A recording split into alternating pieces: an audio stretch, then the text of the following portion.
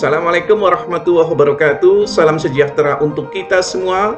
Selamat berjumpa kembali di channel Natagama Televisi, saluran televisi pembelajaran. Pada video kita kali ini, kita akan membahas seri kelima dari KD 3 kelas 10 SMA, yaitu tentang peran pelaku ekonomi. Di mana dalam hal ini nanti kita akan mempelajari tentang teori produksi bagian kedua. Nah, biar pengetahuan Anda menyambung, sebaiknya Anda tonton terlebih dahulu video seri yang pertamanya. Nah, dibawakan oleh saya, Walid Hamidi, untuk Anda sekalian. Bagi yang belum subscribe, saya ingatkan kembali, jangan lupa subscribe terlebih dahulu. Dan bagi yang sudah subscribe, saya ucapkan terima kasih.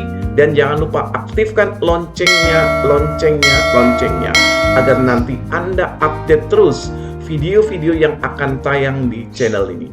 Oke, sahabat Natagama Televisi, inilah isi konten yang akan kita pelajari di video ini. Yang pertama, kita nanti akan mempelajari definisi teori perilaku produsen. Kemudian yang kedua, kita akan mempelajari teori produksi dengan satu input variabel. Dan yang ketiga, kita nanti akan mempelajari teori produksi dengan dua input variabel. Agar nanti Anda tidak gagal paham, pastikan Anda menonton tayangan ini sampai selesai. Oke, nah sekarang kita akan pelajari terlebih dahulu apa sih teori perilaku produsen itu. Nah, teori perilaku produsen adalah teori yang mempelajari bagaimana perilaku produsen dalam memaksimalkan keuntungan dengan keterbatasan sumber daya atau faktor produksi yang dimilikinya. Nah, secara umum dalam ilmu ekonomi ada 3 teori perilaku produsen yang sering dibahas. Teori tersebut adalah 1. Kurva kemungkinan produksi atau kurva PPF. Ini pernah kita pelajari pada video seri sebelumnya. Yang kedua, hukum pertambahan hasil yang semakin berkurang. Dan yang ketiga adalah teori tentang biaya produksi. Nah, ketiga teori tersebut harus dipahami oleh produsen agar bisa mendapatkan keuntungan yang maksimal dan terhindar dari kerugian. Selanjutnya yang kedua, kita akan mempelajari teori produksi. Apa itu teori produksi? Adalah teori yang menggambarkan hubungan antara tingkat produksi dengan input produksi. Hubungan antara output, hubungan antara output, jumlah yang dihasilkan dengan input produksi atau dengan faktor produksinya. Nah, seperti yang pernah kita pelajari pada video seri sebelumnya, input produksi itu ada beberapa macam. Pertama, tanah atau sumber daya alam atau bahan baku. Kemudian yang kedua, tenaga kerja. Yang ketiga, modal. Dan yang keempat, teknologi atau skill atau wirausaha. Nah, ada 4 macam faktor produksi. Namun untuk memudahkan nanti dalam analisa teori produksi, kita akan sederhanakan. Nanti kita hanya akan mempelajari teori produksi dengan satu input variabel dan teori produksi dengan 2 input variabel.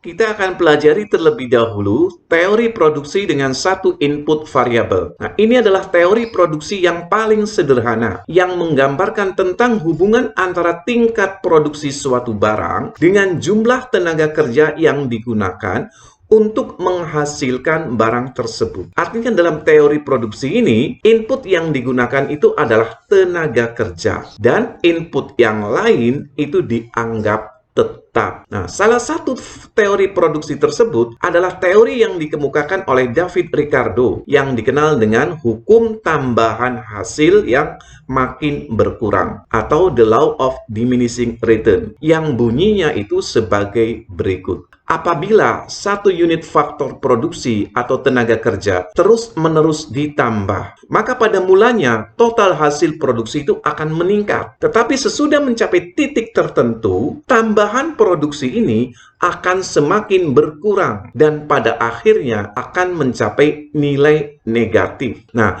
sifat pertambahan total hasil produksi yang seperti ini itu menyebabkan pertambahan total produksi itu yang lambat dan pertambahannya akan mencapai tingkat maksimum. Setelah itu akan menurun. Sahabat Natagama Televisi, Di sini saya menggambarkan teori produksi dengan satu input variabel ke dalam tabel sebagai berikut. Di sini ada kolom jumlah tenaga kerja atau labor, atau disingkat L. Kemudian ada kolom total produksi atau TP. Kemudian ada kolom produk rata-rata atau average product atau AP. Kemudian ada kolom produksi marginal atau marginal product atau MP. Kemudian ada kolom tahapan produksi. Mari kita simak satu persatu kolom ini. Pada kolom jumlah tenaga kerja di sini, tenaga kerja itu semula 1, kemudian ditambah ya menjadi 2, 3, dan seterusnya sampai berjumlah 10 tenaga kerja. Nah, kita lihat pada kolom total produksi atau TP. Pada saat jumlah tenaga kerja 1, total produksi itu 100. Ketika jumlah tenaga kerja ditambah menjadi 2, total produksi di sini mengalami peningkatan menjadi 300. Ketika ditambah lagi jumlah tenaga kerja menjadi 3, total produksi itu meningkat lagi menjadi 600. Ketika jumlah tenaga kerja ditambah lagi menjadi 4, total produksi juga di sini meningkat menjadi 880 dan seterusnya.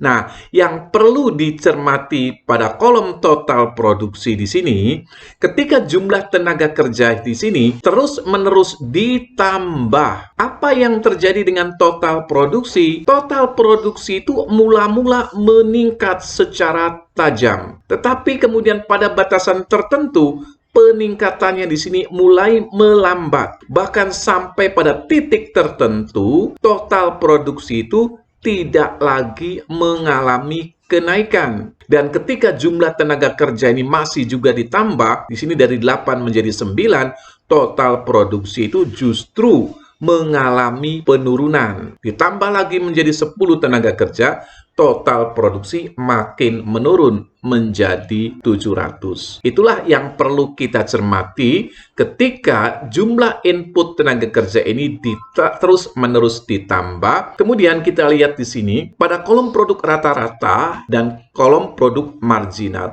Apa sih produk rata-rata atau average product atau AP? Nah, mari kita lihat di sini. Produk rata-rata adalah hasil bagi antara produk total dengan jumlah faktor produksi variabel yang digunakan. Dalam hal ini adalah tenaga kerja. Maka di sini AP, average product dari tenaga kerja atau L di sini, itu sama dengan total produksi dibagi dengan jumlah tenaga kerjanya. Nah, apa itu produksi marginal atau marginal produk? Nah, marginal produk adalah pertambahan output yang dihasilkan akibat dari pertambahan satu unit faktor produksi variabel. Dalam hal ini adalah tenaga kerja. Maka di sini marginal produk itu bisa dicari dari MPL atau marginal produk dari tenaga kerja itu sama dengan delta TP. Ya, pertambahan TP dibagi dengan pertambahan jumlah tenaga kerja. Nah, mari kita lihat nih ke tabel yang ada di sini. Pada jumlah tenaga kerja 1, produk rata-rata itu 100. 100 itu dari mana? Dari 100 dibagi dengan 1. Total produksi dibagi dengan L-nya. 100 dibagi dengan 1. Sekarang kita lihat di kolom marginal produk. Pada jumlah tenaga kerja 1, marginal produk juga di sini 100. Dari mana nih angka 100 di sini? Yaitu dari delta TP, pertambahan total produksi, yang semula 0 menjadi 100, maka delta TP-nya 100, dibagi dengan delta L. Delta L-nya yang semula tidak ada tenaga kerja, kemudian ditambah 1, maka di sini deltanya juga 1. Sehingga di sini marginal produknya adalah 100. Nah, ketika ditambah tenaga kerja dari 1 menjadi 2, maka di sini produk rata-rata itu dicari dari 300 dibagi dengan 2. Jadi jumlahnya 150. 300 dibagi dengan 2, jadi jumlahnya 150. Jadi pada APL2, average product pada jumlah tenaga kerja 2, itu adalah 300 dibagi 2. 300 dibagi 2 adalah 150. Nah, kemudian di sini marginal produk 200 itu dari mana? Ketika jumlah tenaga kerja 2, MPL itu rumusnya adalah delta TP. Dari 100 ke 300, maka delta TP-nya itu adalah 200. Ini 200. Berapa delta L-nya? Dari 1 ke 2, delta L-nya 1. Maka 200 ya, 200 dibagi dengan delta sini 1, hasilnya adalah 200, dan seterusnya. Nah, sekarang kita cermati nih kolom tahapan produksi, di mana di sini ada 3 tahapan produksi, yang warna hijau, warna kuning, dan warna merah. Pada tahapan produksi ke-1, jadi kita simak dulu tahap yang ke-1. Itu baik AP dan MP. Kita lihat nih, AP dan MP. Baik AP, ini kolom AP, baik AP dan MP itu meningkat dari 100, ini kita lihat AP-nya dulu. AP ini dari 100 ke 150. Dari 150 naik lagi menjadi 200. MP-nya pun sama, dari 100 naik menjadi 200. Naik lagi menjadi 300. Ada kenaikan yang sangat signifikan. Di mana di sini pada tahap ke-1 itu hasil yang didapat, jadi hasil produksi yang didapat itu masih lebih tinggi dibandingkan dengan upah yang harus dibayar kepada pekerja. Ya, dengan asumsi tadi tidak ada perubahan upah. Nah, di sini tahap ke-1. Tahap ketika hasil produksi itu mengalami peningkatan, di mana AP dan MP meningkat. Nah, kita lihat nih di tahap yang kedua, yang warna kuning. Pada tahap kedua di sini, itu mulai berlaku hukum yang namanya hukum tambahan hasil yang semakin menurun, atau disingkat di sini hukum LDR, Law of Diminishing Return. Di mana, nah kita lihat nih, cermati nih kolom AP dan MP. Di mana AP dan MP itu mulai menurun. Kita lihat dari 220 menurun menjadi 210. Ini AP-nya. Dari 210 mengalami penurunan lagi menjadi 190. Dari 190 mengalami penurunan lagi menjadi 170. Lihat MP-nya. MP-nya pun mulai mengalami penurunan. Dari 280 menjadi 170. Turun lagi menjadi 90. Turun menjadi 50. Jadi pada tahap kedua di sini masih ada tambahan hasil, tetapi di sini tambahan hasilnya itu mulai menurun sampai dengan TP. Jadi tahap kedua ini sampai dengan TP tidak mengalami kenaikan. Jadi di tenaga kerja itu nih, TP tidak lagi mengalami kenaikan atau MP sama dengan 0. Jadi berhenti di sini nih ketika di tahap di jumlah tenaga kerja 7. Nah, kita lihat di sini tahap ketiga yang warna merah. Tahap ketiga di sini TP itu mulai mengalami penurunan dari 1190 menjadi 1100. Perusahaan itu akan rugi jika meneruskan produksi atau meneruskan menambah tenaga kerja di sini, maka akan mengalami kerugian karena menambah tenaga kerja itu justru menurunkan produksi. Jadi dengan melihat tabel di sini, kesimpulannya pada jumlah tenaga kerja 7 itulah dicapai titik maksimumnya. Kita tidak bisa lagi menambah jumlah tenaga kerja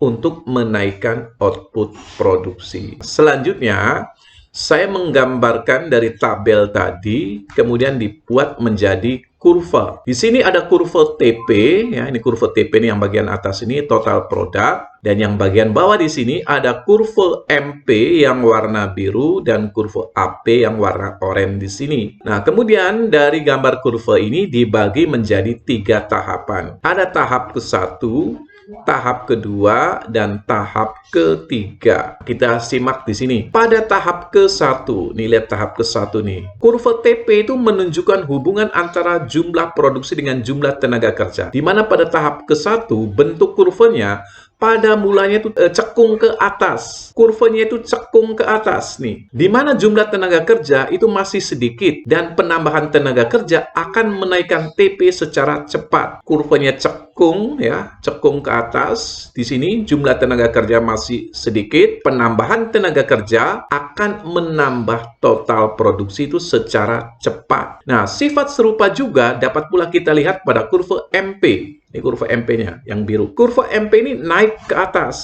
Nah, tahap ke-1 ini disebut sebagai tahap increase return. Kita lihat di tahap kedua. Pada tahap kedua, setelah menggunakan tenaga kerja 3, setelah jumlah tenaga kerja 3 di sini, penambahan tenaga kerja tidak menambah TP secepat seperti sebelumnya. Jadi mulai tenaga kerja ke sini, begitu ada penambahan tenaga kerja lagi, itu tidak menambah total produksi secara cepat seperti di tahap 1. Nah, keadaan ini digambarkan oleh kurva MP yang terus-menerus turun. Kurva MP-nya ini terus-menerus turun. Dan kurva TP-nya, lihat ke kurva TP ke atas. Dan kurva TP yang mulai berbentuk cembung ke atas. Dia berbentuknya cembung ke atas. Jadi kalau pada tahap 1 kurva TP itu cekung ke atas, pada tahap kedua kurva TP itu cembung ke atas.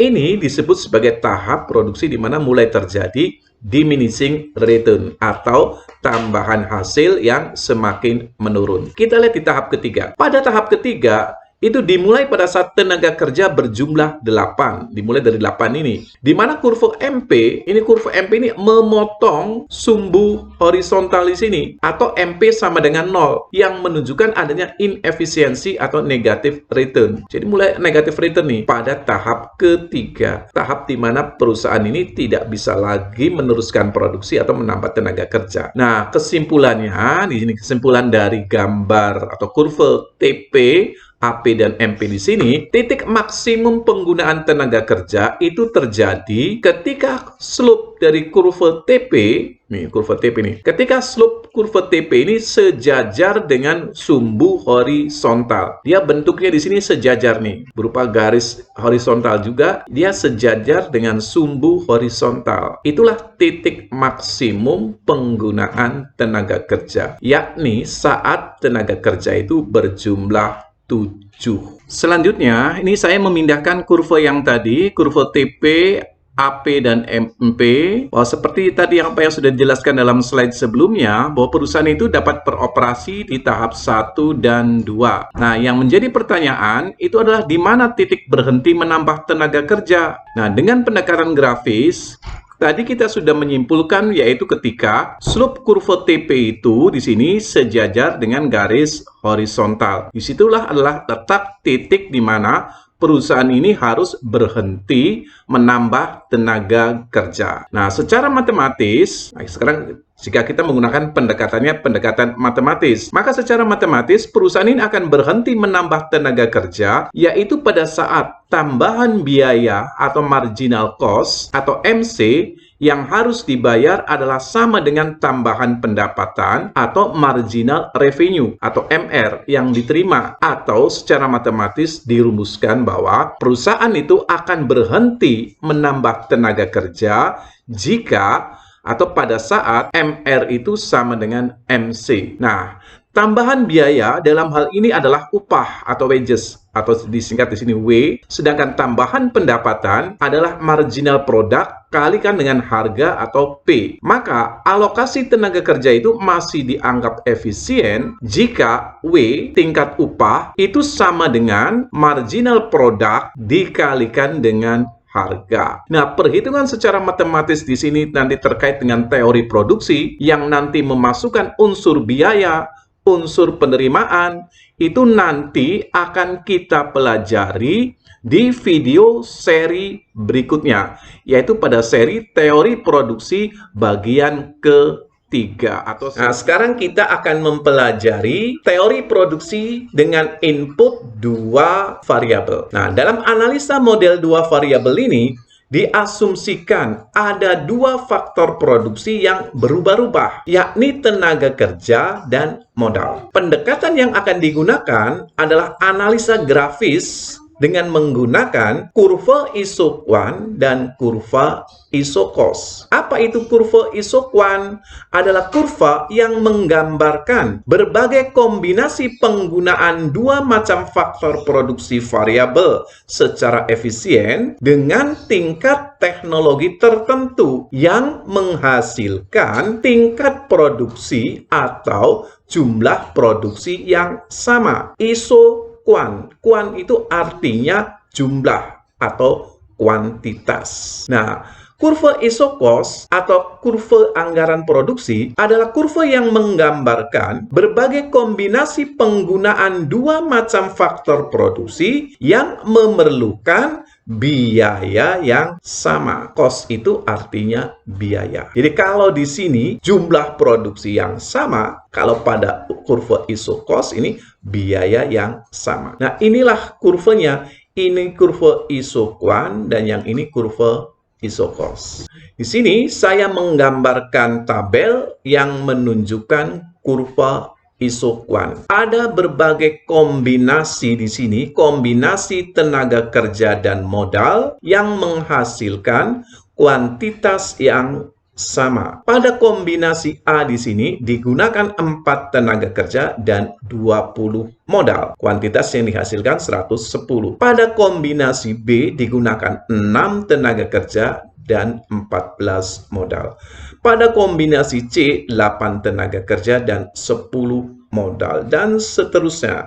Ada berbagai kombinasi antara tenaga kerja dan modal menghasilkan kuantitas yang sama, yaitu 110. Kemudian di sini ada kolom MRTS, Marginal Rate Technical Substitution. Apa itu MRTS? MRTS adalah suatu tingkatan di mana tenaga kerja atau labor, ini tenaga kerja atau labor ini dapat disubstitusikan dengan modal atau kapital, sementara outputnya itu tetap konstan di sepanjang isokuan. Itulah makna dari MRTS. Secara matematis, MRTS itu bisa dicari dari delta K atau kapital di sini ya, perubahan kapital per delta L atau perubahan labor tenaga kerja. Nah, kita lihat di sini pada kombinasi A, MRTS-nya di sini masih 0.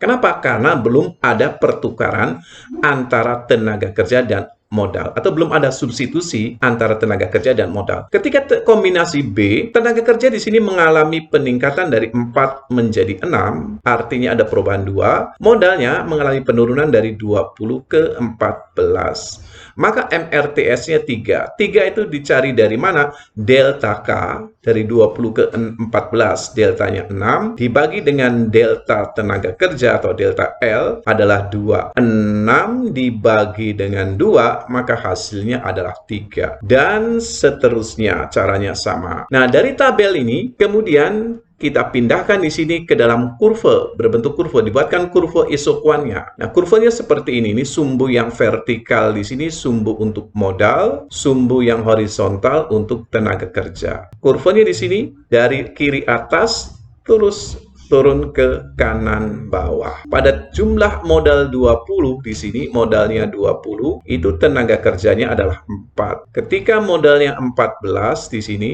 ya, modal 14, jumlah tenaga kerja itu 6. Ketika modalnya itu 10, ini modal 10, tenaga kerja itu adalah 8. Di sini 8. Ketika modalnya itu 6, jumlah tenaga kerjanya adalah 10 dan seterusnya. Jadi bentuk kurvanya seperti ini. Mari selanjutnya kita bahas ciri-ciri kurva isokuan dengan bentuk yang seperti ini. Inilah ciri-ciri kurva isokuan. Yang pertama, memiliki lereng negatif. Jadi lerengnya itu negatif dari kiri atas ke kanan bawah, yang menunjukkan di sini adanya trade-off, adanya pertukaran antara faktor produksi tenaga kerja dan modal. Apa maksudnya trade-off di sini?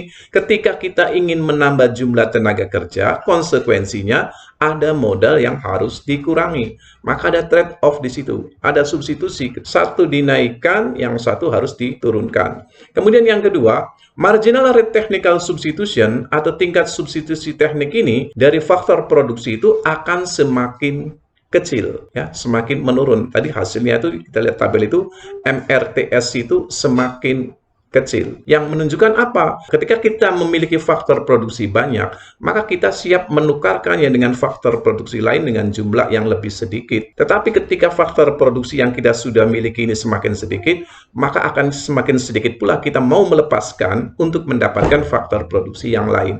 Nah, kemudian yang ketiga, itu berlaku law of diminishing return. Oleh karena itu, perusahaan harus menentukan kombinasi yang tepat antara modal dan tenaga kerja agar mencapai hasil yang maksimal. Jadi tetap ya, dalam pendekatan analisa dua variabel ini, tetap berlaku hukum law of diminishing return. Jadi perusahaan harus bisa menentukan kombinasi yang tepat, berapa jumlah tenaga kerja, berapa jumlah modal yang tepat untuk mencapai hasil yang maksimal. Selanjutnya kita akan mempelajari kurva isokos, yaitu kurva yang menggambarkan berbagai kombinasi dua faktor produksi pada tingkat biaya yang sama. Nah, di sini dimisalkan seorang produsen ini ingin memproduksi produk sebanyak X unit dengan biaya 800.000. Jika upah tenaga adalah 20.000 dan biaya modal per unit 20.000, maka dari total biaya 800.000 ini dapat diperoleh berbagai kombinasi faktor produksi sebagai berikut. Nah, di sini ada beberapa kombinasi nih. Kombinasi A, B, C, D, E. Nah, pada kombinasi A itu digunakan 40 mesin, tenaga kerjanya 0, total biaya 800.000.